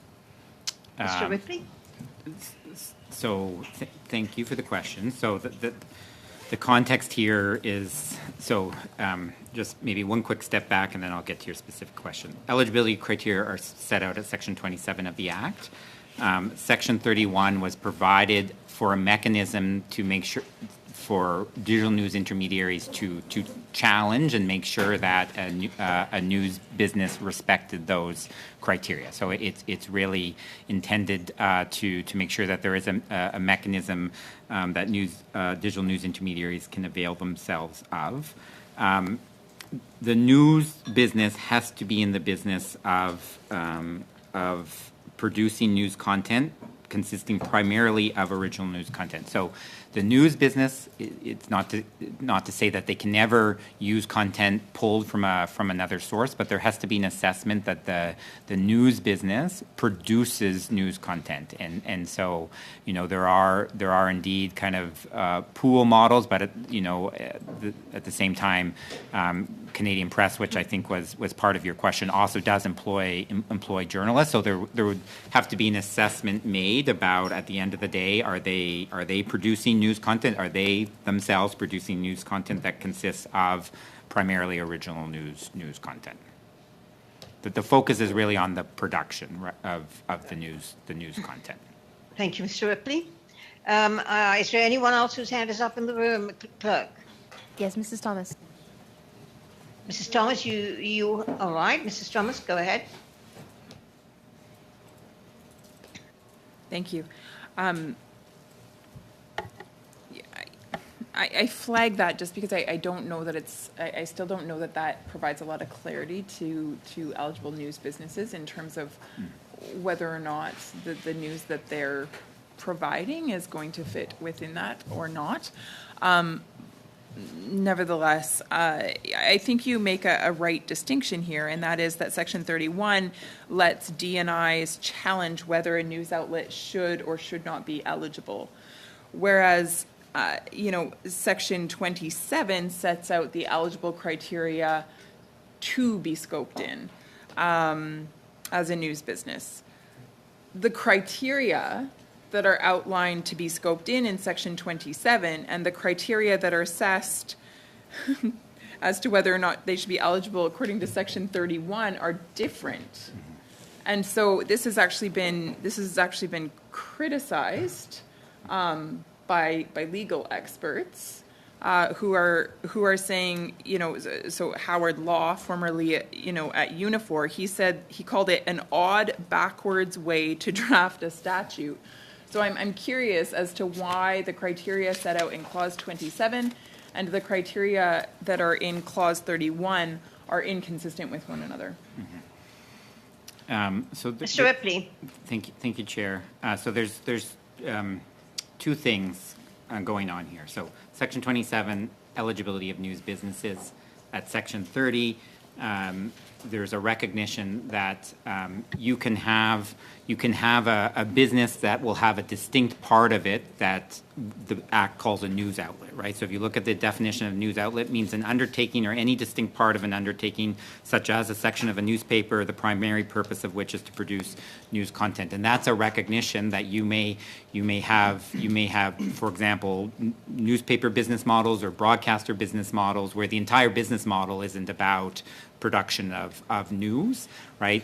But there's a recognition that, TVA should be able to come forward and claim that TVA Nouvelle is a news outlet, and they are bargaining with respect to the news content produced by TVA Nouvelle. Not all the content produced by TVA, because we recognize that it includes more than just news. And so Section 31 is fundamentally about making sure that if they come forward and they want to bargain on that distinct entity, such as TVA Nouvelle, for example, that that news outlet has to be primarily producing original news content. The criteria set out here are intended to kind of be the flow through from Section 27, but at the application of that news outlet level. Thank you, Mr. Ripley. Is there anyone else with a hand up? Ms. Clerk, is there anybody?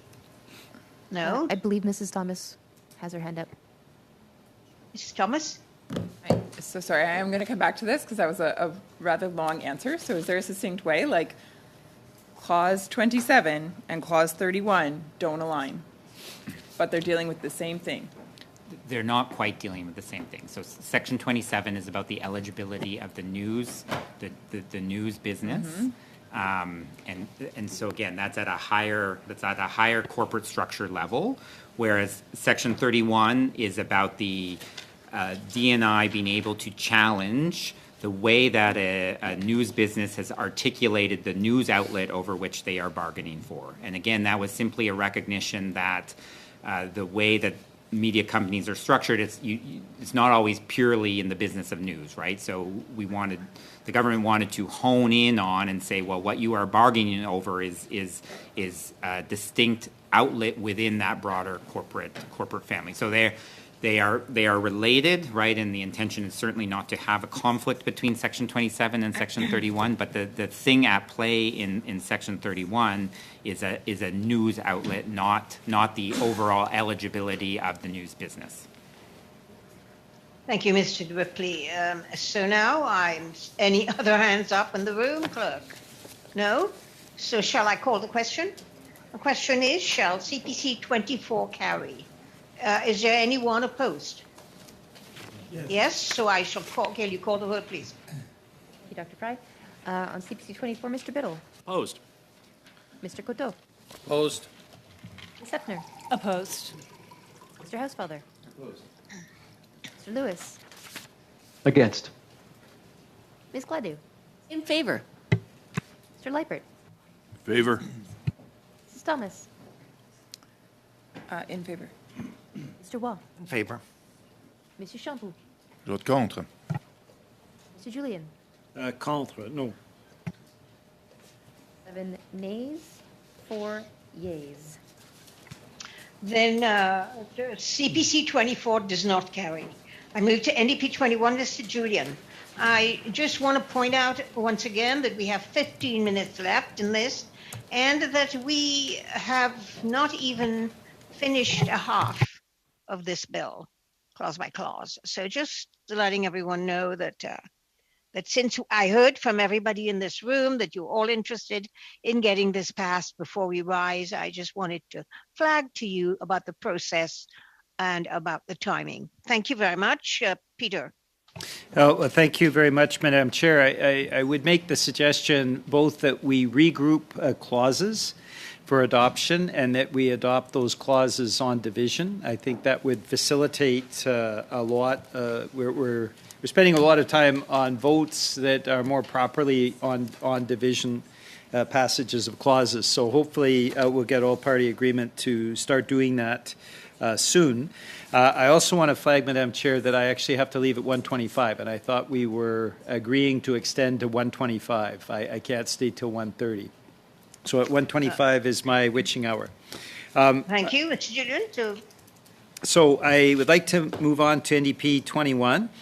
In conjunction with the other amendments that we have already adopted, it is providing support for Indigenous journalism and Indigenous community news outlets.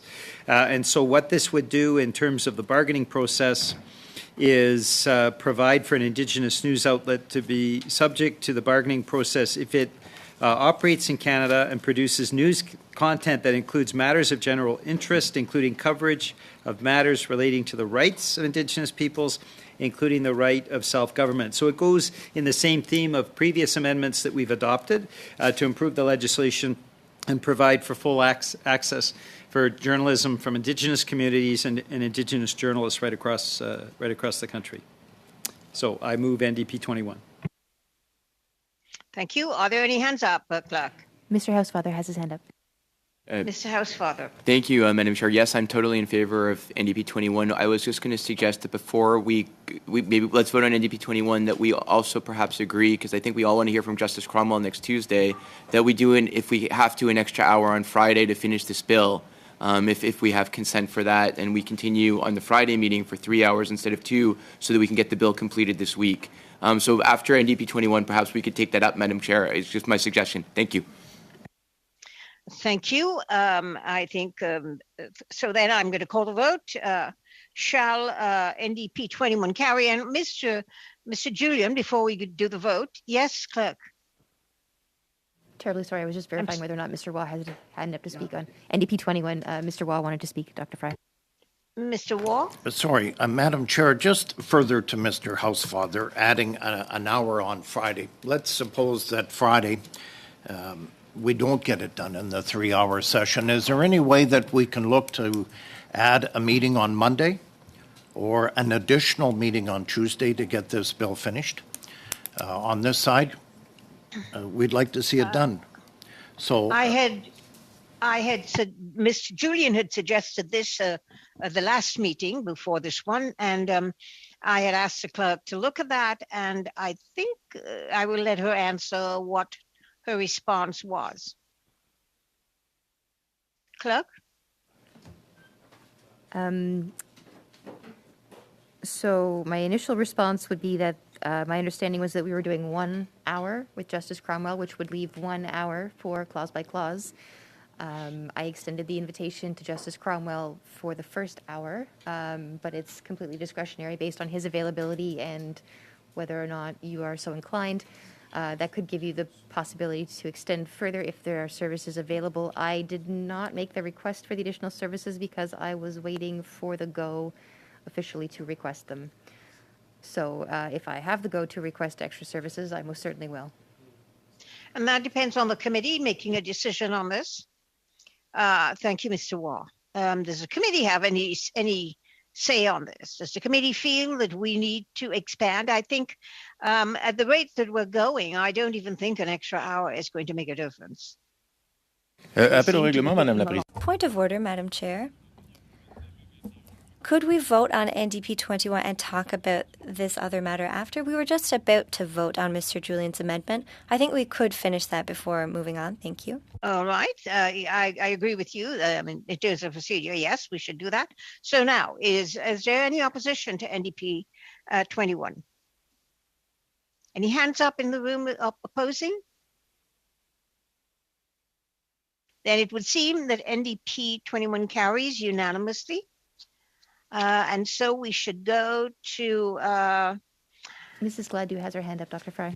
Yes, Mrs. Gladue. Is it, we have now voted, so is it about the time allocation thing?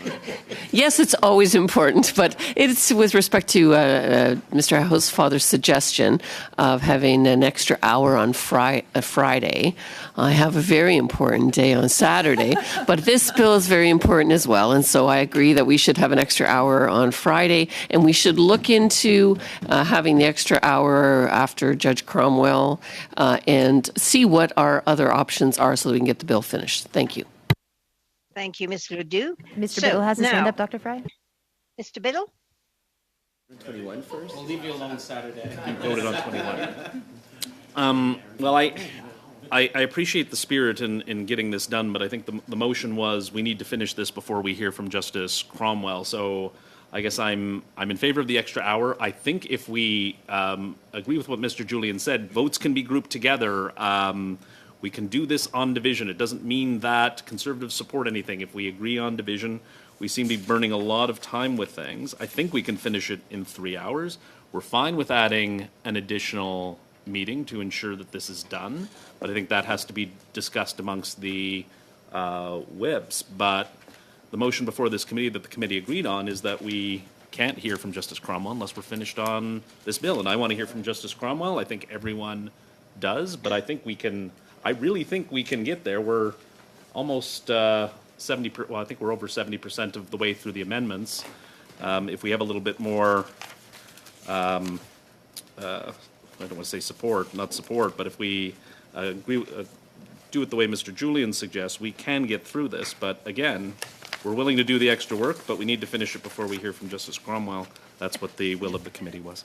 You are correct in terms of the committee motion, Mr. Biddle, that it was to have been done after we'd finished this clause by clause. Mr. Cromwell as a witness to that, however. Secondly, I do think that we had tried on division earlier in this meeting and it was rejected. So we're going to ask the question again. Is everyone prepared to look at on division as a means of voting instead of going through the red votes? Mr. Waugh has his hand up, Dr. Fry. Yes, Kevin. Madam Chair, I'll just throw this out there. Yes, 3 hours on Friday.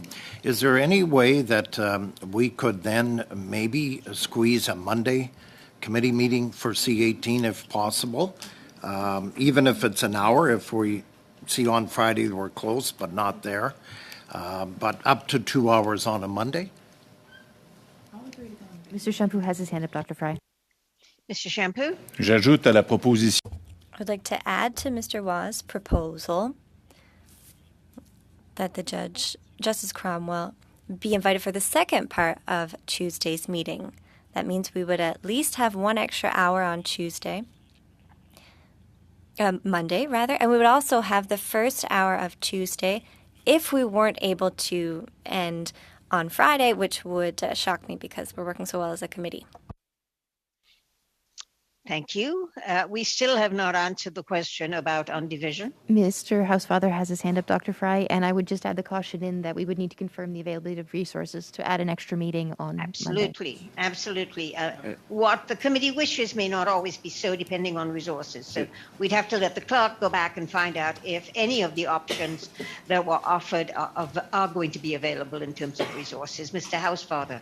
Thank you, Madam Chair. My understanding, though, from the clerk was that we could extend the meetings by 1 hour on Friday and Tuesday, right? Is my understanding? You probably would have a better chance of extending your meetings on Friday for certain, Tuesday potentially, than adding an additional meeting. That is always more challenging to move things around. So, but it's...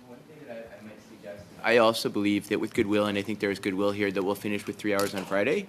I would then, as a backup, suggest that we see if we can extend the Tuesday meeting by an hour if we're not finished on Friday, and then the first hour would be clause by clause, and then hear from Judge Cromwell in the last 2 hours. And we probably won't go 2 full hours with Judge Cromwell, but I'd like to have him more than an hour if we could. So that would be my suggestion. Mr. Housefather, I was suggesting that we go the 3 hours on Friday. I think we'll finish. But if we didn't, and we can't get another meeting, which I think the clerk thinks will be difficult, we add an extra hour the next Tuesday, and the first hour we try to finish the clause by clause if we haven't finished by Friday, and then invite Judge Cromwell for the last 2 hours. Thank you, Mr. Housefather. I think that was particularly clear. So now we have a decision that we can have an extra hour on Friday. We're not sure about the extra hour on Tuesday. The clerk will find out and come back to us on Friday and let us know whether that is possible. Point of order, Madam Chair. Yes, Mr. Julian. Yes, so I think the issue of on-division votes, I think that will come naturally. I don't think we need to discuss it. I mean, there will be some time when one or another party will ask for a recorded vote, but I think generally if there's goodwill on all sides, we're going to find that clauses are going to be regrouped and passed on division. So we'll just play it by ear. Yes, Mr. Julian, I think that's what we have been doing so far, but we will play it by ear. Now, so we go to BQ5. Madame la Présidente. Madam Chair. We have 4 minutes left. I don't know if we can do BQ5 in 4 minutes. That's a challenge to the committee. I think Peter Julian has to leave, Chair, and so I would move to adjourn. Excuse me. I am listening to everyone speaking at the moment. So now, Mr. Shampoo, you were going to come up on BQ4, but did you have something to say? Madame la Présidente, on est... Madam Chair, we're on BQ5, and I'm just letting the committee know I will be withdrawing BQ5. And at the same time, I will propose to adjourn the committee. Thank you. So this committee is now adjourned.